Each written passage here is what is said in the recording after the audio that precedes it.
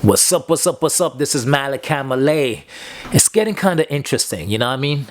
Fat Joe once again back in the headlines, and you cannot deny it, man. This dude, whether it be good or bad, he always finds himself in the headlines, and like he makes a lot of people looking for content.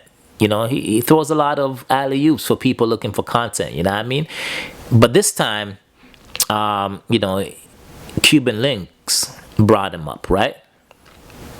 So Cuban Link, um, you know, he said a few things, and it makes you wonder, right? Because for several years, Fat Joe was talking. He always said that he recorded a couple of songs with Biggie, and then those couple of songs turned into about 4 or 5 songs, and then eventually that turned into an album. Now, it's a long time ago, right? Biggie 96 when he passed away, so it's almost 30 years ago. So sometimes you give people the benefit of a doubt, meaning to say a lot of the times when you're recording a single, you might record 3, 4, 5 songs for that and pick the best single, right? So could be possibly true. You know what I mean? Maybe he recorded an EP about 4 or 5 songs, but in order to record the EP, he put down about 4, 5, 6, 7, 8, 9, 10 songs, maybe, right? So technically, the numbers could be right? Depending on the perception or depending on his point of view of where it's coming from. But it's a lot of it's a difference between 2 songs and a complete album, right? But that's neither here or there. Either or, Fat Joe has been talking, and he said that he recorded a complete album with Biggie. And you sit there and you think about it, right? And you're like, okay, but will Biggie do that, right? Biggie recorded obviously songs with Jay-Z, and Biggie's very selective, you know what I mean? Will Fat Joe be one of the main dudes that Biggie would record songs with? Maybe it was a business venture, right? Maybe Fat Joe was like, hey, here's a $500,000, let's do this, right? Possibly true. But Cuban Links came out and said that Fat Joe was lying. So then you have to start thinking about a few things, right? You start thinking about when Fat Joe said he recorded a couple of songs that turned into a whole album. So that was a exaggeration of the truth. So far none of these songs have ever come out, right? I think Fat Joe was talking about those songs got somehow erased or damaged or something like that, but those songs never came out. So if those songs never came out, it's and somebody is lying, you could pretty much stretch the truth because there's no way to prove it and there's no way to say he was lying, right? But Cuban Links was there with Joe. And not only did Cuban Links say that Fat Joe definitely did not record an album with Biggie, he also said a couple of other things. He also said that Fat Joe didn't write majority of his hits. The big hits. He didn't write those, right? So, and then it starts making you think again, right? You start thinking from Joe's earlier on career, in the early stages, his flow, his cadence, his delivery, and then you transition it into how, he rapped, a lot later. And drastically, Joe got a lot better. Now that is possible, but at the same time, Links, Cuban was like, he wrote some of the stuff, and a whole bunch of other Terror Squad members wrote a few things as well too. But either or, he was saying that, Joe had a ton of writers. Now, there's nothing wrong with having a ton of writers. Kanye talks about it all the time. Kanye talks about it all the time. Kanye said, he doesn't hide the fact that he has a ton of writers, and at the same time, even Snoop Dogg. Snoop Dogg came out and said that Jay-Z was the one that penned, Still Dre. He penned the whole song, Snoop's part and Dre's part, right? So it's not an issue for Snoop because Snoop could rap. You know what I mean? Whether Snoop gets, a song written for him, it doesn't really matter because Snoop could rap. So even if Snoop wanted to do it, he would have done it. Maybe creativity, he wasn't there. Maybe the cadence or what Dr. Dre wanted, it wasn't fully there, and Jay-Z was able to do that. You know what I mean? So, but that doesn't take away anything from Snoop. It doesn't take away, if we came out and found out Nas, two or three songs, somebody wrote it for Nas, right? It wouldn't necessarily change the how people view Nas because they know Nas could write. You know what I mean? But with Joe was never really known for lyricism, So he was never really known for lyrics. He was never really known for double entendres, triple entendres, flows. He was never really known for that. So for somebody to come out and say, majority of Joe's hits were written by somebody else, that almost makes you look at Joe in a completely different way, because Joe has never came out and said anybody wrote his stuff. If anything, he always implied that he wrote everything. He always implied that he was one of the best rappers and nobody gave him credit. He always implied that he was the one that made up those flows and cadence and all that kind of stuff. And at the end of the day, besides the individuals, I'm not there, nobody's there, but Joe made a extra added effort to make sure that this is what he did. Like, this is his pen. So for somebody to emphasize the fact that I write, and then you find out that they don't even write themselves, it's kind of, for somebody to come out and emphasize that they're dope, they're nice with a pen. You know what I mean? They're one of the best writers. They're one of the best rappers in the world. Creativity, penmanship. But then you find out that, he didn't even write majority of his hits. It kind of discredits him, right?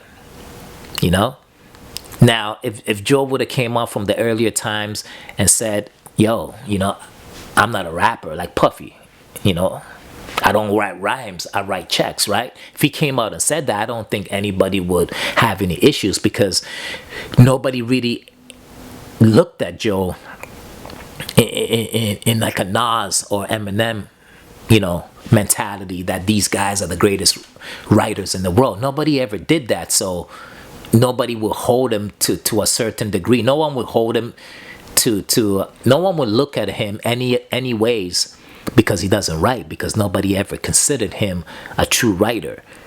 But the only reason why people start looking at him as a true writer is because he keeps on telling people he's a true writer. But then you find out that there's a possibility he didn't write most of it. For example, he had beef with Lord Jamar, right? It's talking about Lord Jamar sucks, he can't rap and all this kind of stuff. But if you're dissing somebody in terms of they can't write, but you don't write yourself, that's kind of that's kind of messed up. You know what I mean? Like, how are you gonna diss somebody for something that you are not doing or you can't do? You know what I mean? Like Lord Jamar, yeah, he wasn't the best rapper in Brand Nubians, definitely not, right? But Lord Jamar did write his raps. So if he wrote his raps and Joe did not write his raps, it doesn't even matter if Joe's raps are better or not. The truth is that he didn't write his raps. So it brings me to the thought pattern of, if Joe is lying, I don't know if he is or not, but if Fat Joe is lying, this is serious. Because Joe's an old dude, man. Late 40s, maybe 50s. Like, if you're lying, it's a definite issue, beyond issue. Because, you know, who lies about accolades like that when you're that old? You know what I mean?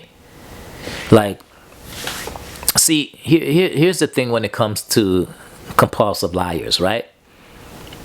The thing with compulsive liars is they start believing their own lies to the point where they become delusional. Okay? To the point where they actually believe what's coming out of your mouth truly transpired.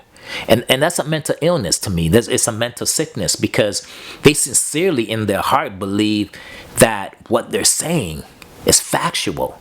You know what I mean? So somehow the fact that, you know, they made it up and they were never there, or they're lying about somebody or lying about themselves, somehow that got lost in translation to the point where they would do anything to prove to you. They'll swear, you know, on their own life. They will bet money. They would do all these crazy things.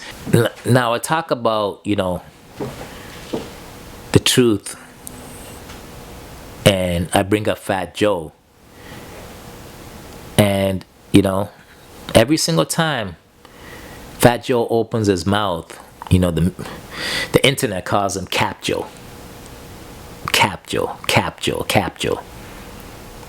And he keeps on going and going and going, you know what I mean? Fat Joe said he wrote an album. First of all, it started off with a couple of songs like I was talking about earlier. And then it turned into a whole album that he wrote it with Biggie. And then you start thinking, and you're like, why would somebody say something like that if it wasn't factual, right? Like, Jay-Z was in a group with Biggie, but Jay-Z doesn't even bring up that topic at all. It's very rarely Jay-Z would talk about, you know, that group or the songs that he did with Biggie, right? But he actually did them. It's documented. You know what I mean? There's a ton of people that did songs with Biggie, but they never talk about it, right? But Fat Joe consistently always talks about the songs that he did with Biggie.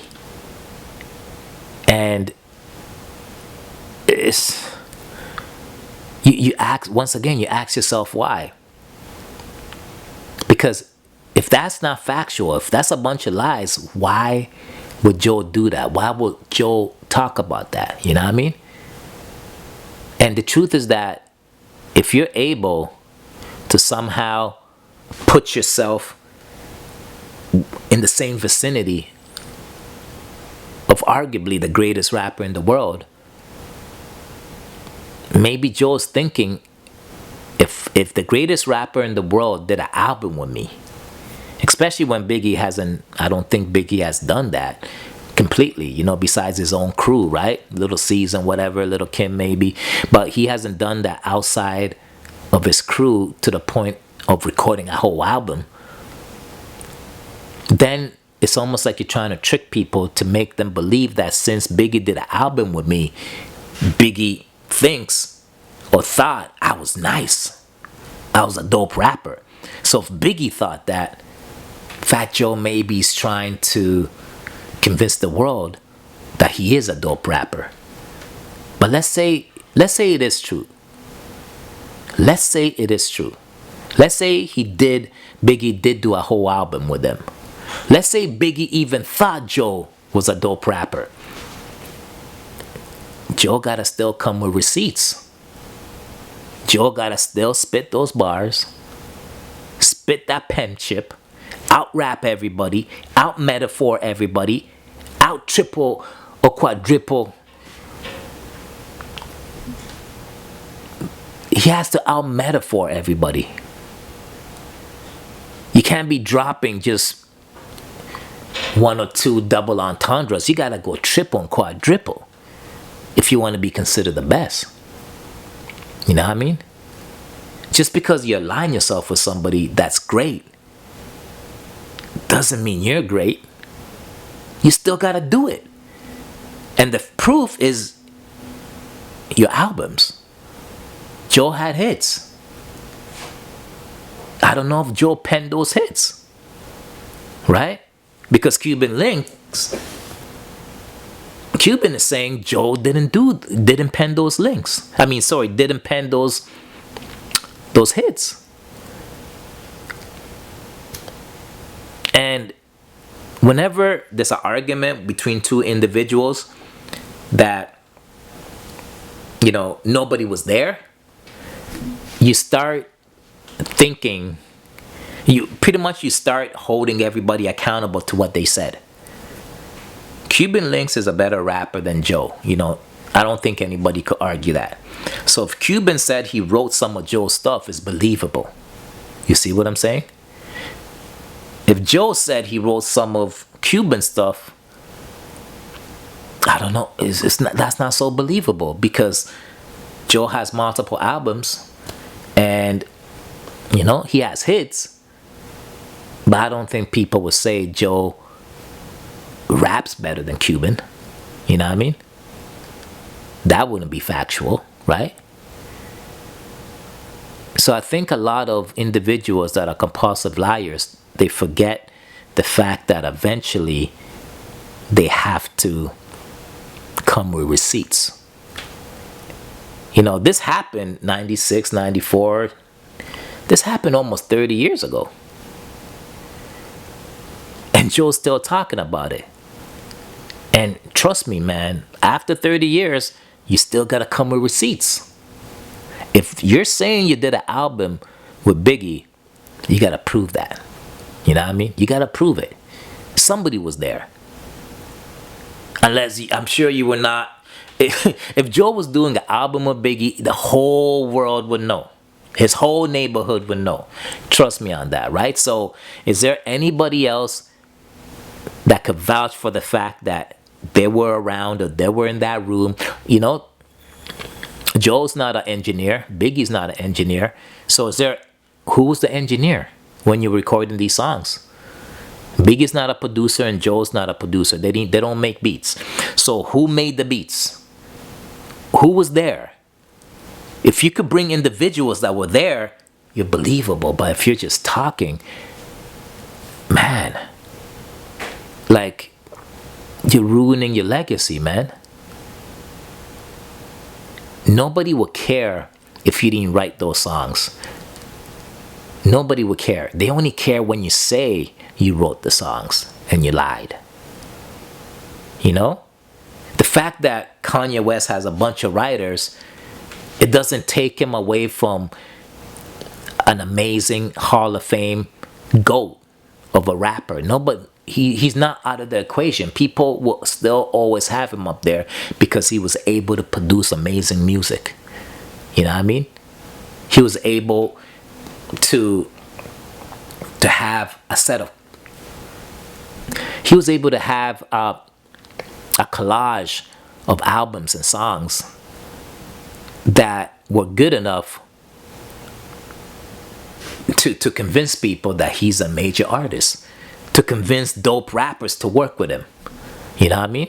To convince Jay-Z, probably besides Biggie, the greatest rapper of all time. I throw Nas in there. But to convince Jay-Z to record a complete album with Kanye. And watch Throne, that album. As dope as Jay-Z is, Kanye held his own. And on several tracks, Kanye got the better of Jay. And Jay's amazing. So, in order for you to go down in history as a dope MC, you gotta have skills. You cannot have anybody write for you. You know what I mean?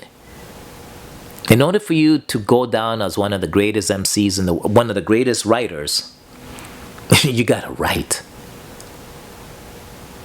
You gotta write if you're gonna go down as the greatest writer. But if you go down as the greatest rapper, you don't gotta write. You know what I mean? You don't gotta write. You just have to have the delivery and all that kind of stuff, right? And I think people separate the two. You know what I mean? Only few individuals could rap and write equally as amazing. You know, Jay, Nas. Like, nobody's gonna come and say they wrote stuff for Jay-Z. Nobody's gonna come and say they wrote stuff for Nas. Nobody's gonna do that. Nobody's gonna come and say they wrote stuff for Rakim. Nobody's gonna come and say they wrote stuff for KRS-One. Nobody. Nobody's gonna come and say they wrote stuff for Andre 3000. Nobody. Nobody's ever gonna say that. So when somebody comes out and say, I wrote Joe, I was there, and majority of the hits that Joe had, somebody else wrote them, that's believable. The reason why it's believable, because the rest of Joe's catalog, or when Joe first started rapping, you know, it is very clear that there's a complete difference from his original work than his work later on in life, right? So, is Cuban Links telling the truth about Joe not writing? I believe it. Do I believe Joe has an album with Biggie? Could be true, but I don't believe it. You know, do I believe that? Do I believe anything that comes out of Joe's mouth?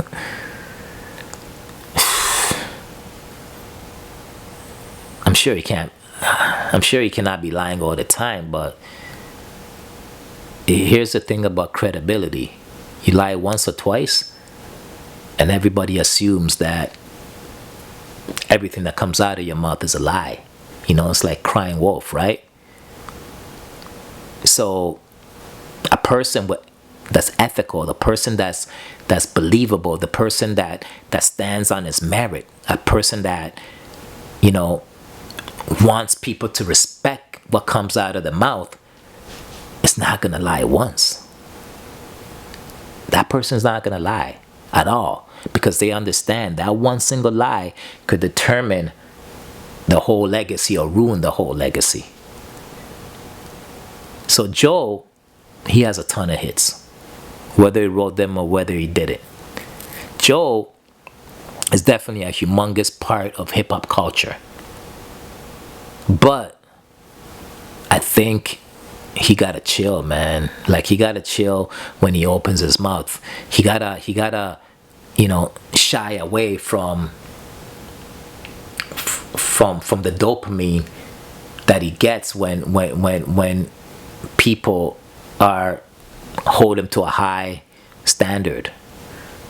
Like, he gets a lot of dopamine when he believes that people think he's great. But the truth is that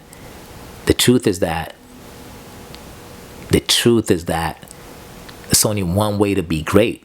You gotta be great. Here's the thing about compulsive liars, right?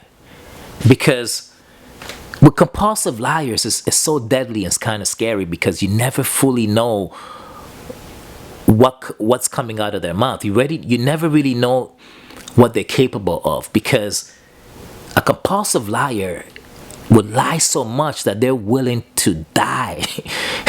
They're willing to bet their life. They're willing to do anything to convince the public or to convince somebody else that what they're saying is factual. But the truth is that they actually believe what they're saying is the truth. They really do. To the point where they actually create false memories of them doing that particular lie. And to me, you know what I mean? To me, I'm not a psychologist, but to me, that's an extreme mental illness.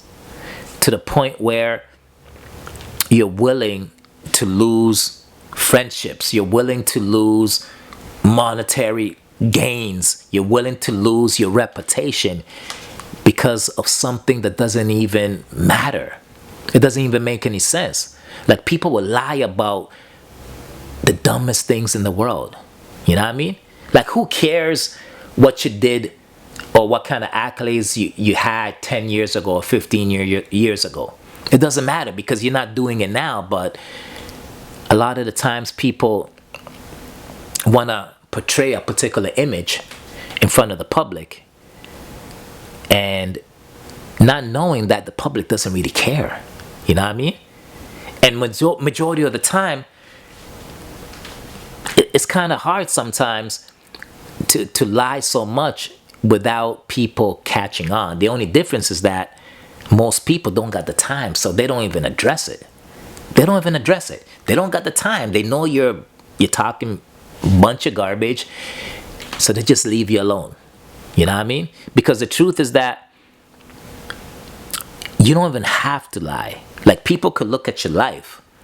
People could look at what you have done. People could look at what comes out of your mouth, and whatever came out of your mouth, did it come to fruition? People could see that. You know what I mean? If you got a track record of consistency all the time, consistency, you're believable now. But if you got a track record of pure foolishness, you know what I mean? Then realistically, as you're speaking, people are just laughing at you. You're the joke. You know what I mean? But the truth, so I asked myself, why would somebody go to the extreme of lying to defame a character, of lying to make themselves look better? Why would they go to the extreme of be obsessed with individuals, putting them in a high stature to the point where they're like the larger than life? And the truth is that it's a hit of dopamine. That's all they got. Because realistically, they know their life sucks. Unfortunately, they know their life sucks. They know they will never ever achieve what comes out of their mouth. So the little ounce of dopamine they're gonna get is fooling people. You know what I mean? Tricking people. That they actually get joy from manipulation. You know what I mean? To them, a win's a win when it comes down to anything. If I could convince somebody to look at me in a way that I'm not really that person, they consider that a win. But a real person is like, why would I do that when I have to eventually line up my facts? You know what I mean? Like, what's the point of lying if I'm going to be held accountable for these lies? If somebody's going to say, hey, you said you did this, or you say you can do this, so come do it. And when you cannot do it, isn't that shame? Isn't that a demoralizing? Don't you look like a fool because, you know, you're pretending to be this individual, and now you're being held accountable to be this individual, and you cannot even come close. It's not embarrassing, but they don't care. They don't care. All they care about is that little ounce or minute piece of dopamine. That's all they could get. That's all they could get from it. You know? Like, Fat Joe, you know, majority of people, majority of the internet call him Cap. You know what I mean? Cap Joe. Not Fat Joe, Cap Joe. And that's messed. And I don't that would bother me, right? if you're a person that tells the truth, it should bother you. Every single time you open your mouth and everybody's like, cap, cap, cap. Everybody's saying you're lying.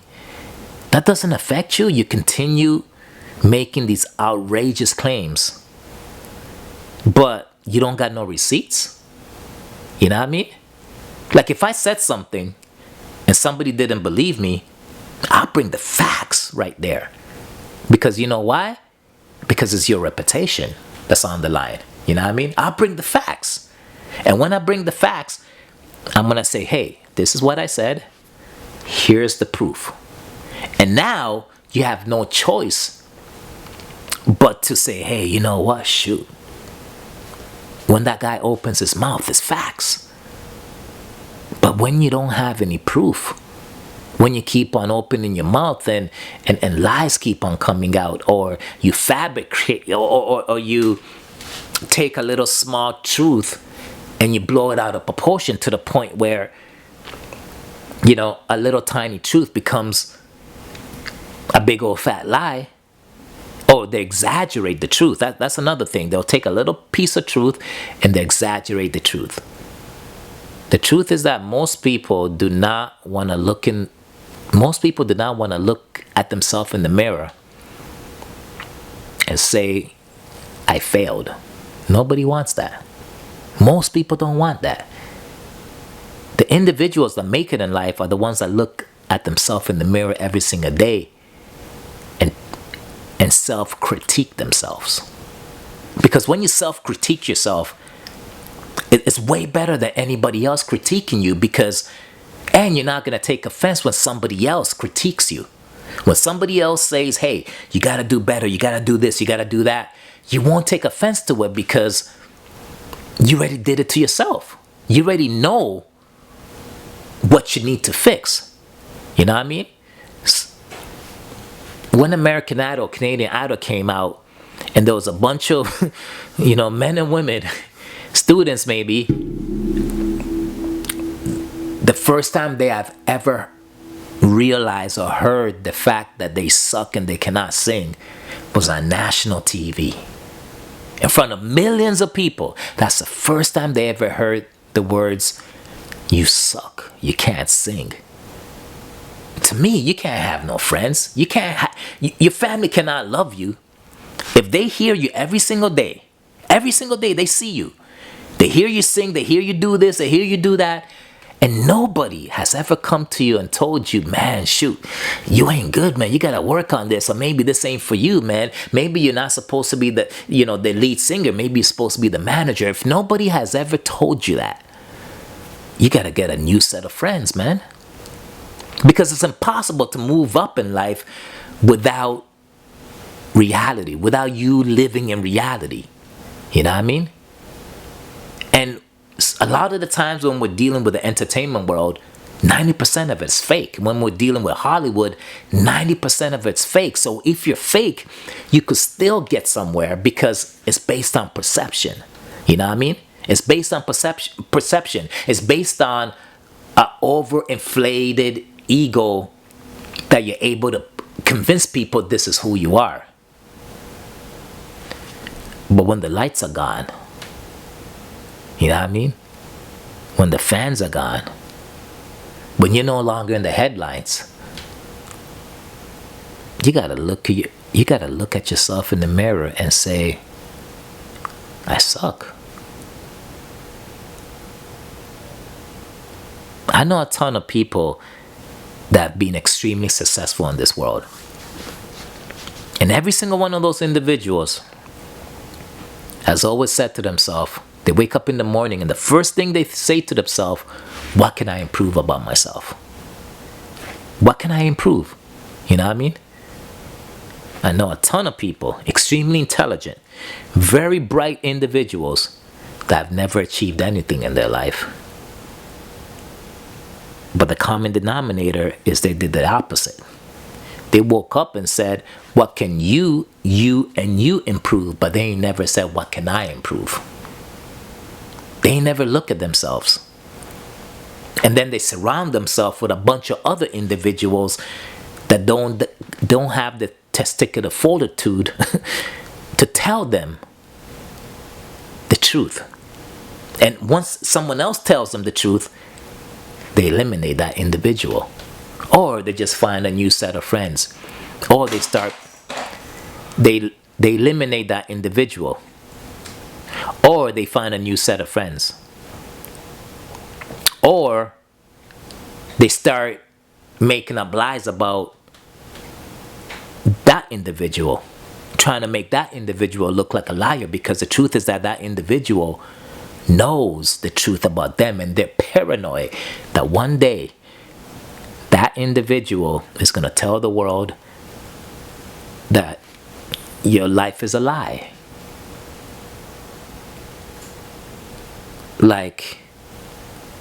But eventually it's going to happen.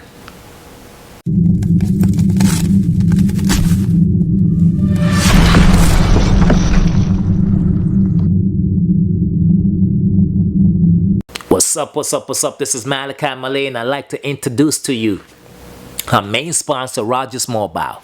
Okay? Now, if you have issues crossing over different territories, different cities, and your cell phone's always dropping, you ain't gonna have that issue no more. I'm talking about you're gonna have the clearest reception.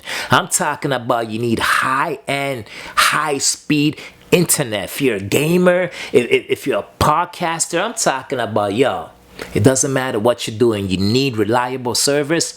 Rogers Mobile. There's always gonna be a link for amazing prices within the description.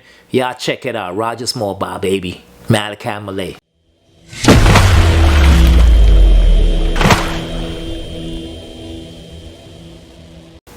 You can't trick people into thinking you're great, because eventually somebody's going to ask for receipts.